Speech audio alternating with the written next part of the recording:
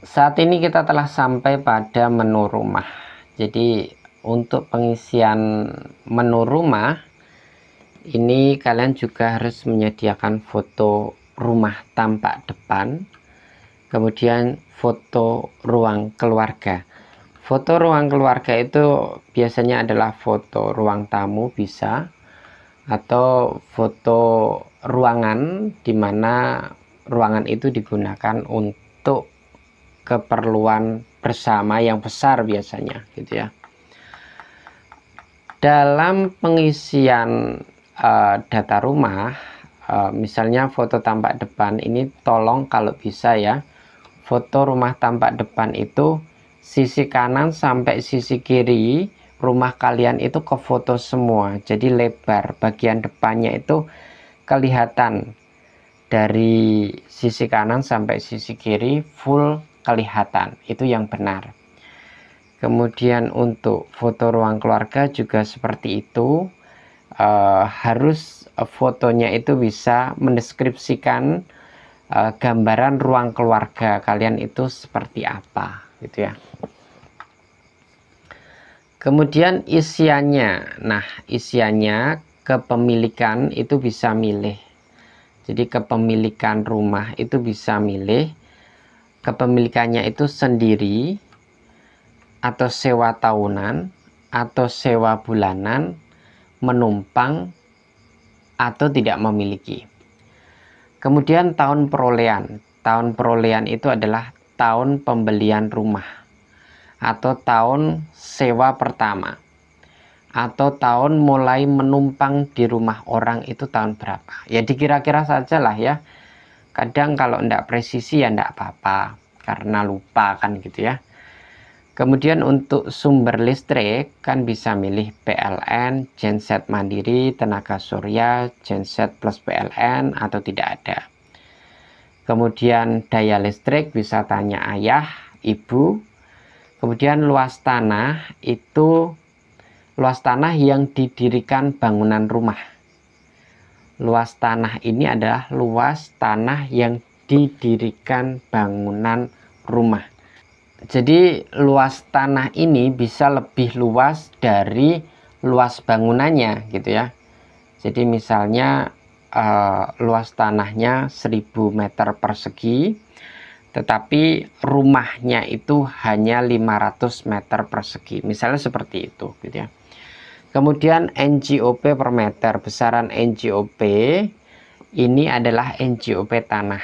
Tahun kemarin kita bilang NJOP bangunan, kemudian kita lihat dokumen-dokumen pendaftaran bidik misi dari tahun ke tahun bahwa yang dimaksud NJOP adalah NJOP tanah, karena letak kolom NJOP berada di bawah langsung dari luas tanah gitu ya. Jadi NJOP yang dimaksud adalah NJOP tanahnya, bukan NJOP bangunan. Nanti kita tunjukkan. Kemudian luas bangunan sesuai dengan NJOP yang tertera di NJOP. Kemudian bagi teman-teman yang ngontrak, sewa dan sebagainya, NJOP diisi 0. Luas tanahnya kalau ngontrak, sewa dan sebagainya silahkan dikira-kira sendiri. Luas bangunannya juga diukur sendiri. Kemudian bahan atap sesuaikan dengan pilihan yang tersedia. Ya sesuai dengan keadaan lah, genting atau apa gitu ya. Bahan lantai juga seperti itu, apakah tanah, keramik dan sebagainya. Bahan tembok seperti itu, apakah kayu, kemudian tembok dan lain sebagainya. Sebentar. Ini mandi cuci kakus itu MCK itu WC lah ya. WC-nya itu punya sendiri atau tidak. Kalau punya sendiri di dalam rumah atau di luar rumah. Atau sumurnya, mandi cuci kakusnya itu di luar jauh, berbagi pakai. Kemudian sumber air bisa kalian pilih kemasan, PDAM, sumur, sungai gitu. Jarak dari pusat kota. Jadi jarak rumah kalian ke alun-alun kota atau kabupaten kalian. Jadi tanya ke Google Map, kira-kira nanti jaraknya berapa. Set dari alamat rumah kalian ke alamat alun-alunnya atau kantor bupatinya, kantor gubernurnya berapa kilometer. Kemudian jumlah orang yang tinggal di rumah itu, jadi jumlah orang yang tinggal di dalam rumah itu tidak disesuaikan dengan kartu keluarga, tetapi disesuaikan dengan jumlah orang yang real. Misalnya kalian numpang di rumah nenek, di situ misalnya ada kakek, masih ada nenek, meskipun berbeda kartu keluarga, maka tetap dihitung. Karena hitungannya adalah dalam satu rumah itu ada berapa orang yang tinggal di situ, bukan jumlah orang dalam kartu keluarga kalian yang tinggal di situ. Agak bulat juga gitu kalau kalian tidak bisa mencerna omongan saya. Itu bagian data rumah ya. Yang krusial menurut saya untuk bagian data rumah itu adalah tidak ada yang krusial sih ya. NJOP bisa diisi 0 kalau ngontrak menumpang ataupun sewa tahunan atau sewa bulanan gitu ya. Kemudian luas tanah itu bisa dilihat di NJOP bagi yang punya SPPT. Jadi ini kan contoh tagihan PBB ya, harusnya punya gitu ya.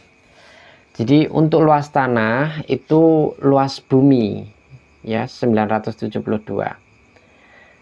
Kalau luas bangunan itu seperti ini ya, luas bangunan 1064. Kenapa kok luas tanahnya 972 tapi luas bangunannya bisa lebih dari 972? Kan bisa tingkat gitu ya, bisa tingkat. Kemudian NJOP per meter yang dimaksud adalah NJOP bumi, NJOP tanah. Karena biasanya dalam proses jual beli itu NJOP yang dilihat bukan NJOP bangunan, tapi NJOP tanahnya. Makanya yang diminta dalam pendaftaran KIP kuliah itu maksudnya adalah NJOP tanah, bukan NJOP bangunan. Bagi informasi-informasi yang tidak detail, mungkin pasti bilangnya NJOP bangunan, karena di panduan yang pernah kita rilis sebelumnya kita bilang NJOP bangunan, tetapi setelah kita cocokkan ke data-data yang baru, kita revisi panduan yang ada dan kita sebut bahwa NJOP yang dimasukkan adalah NJOP tanah. Itu menurut saya bagian yang perlu kita sampaikan untuk kolom rumah. Semoga informasi ini bisa menjelaskan beberapa hal yang mungkin masih kabur. Sekian, kita berjumpa lagi di pembahasan selanjutnya.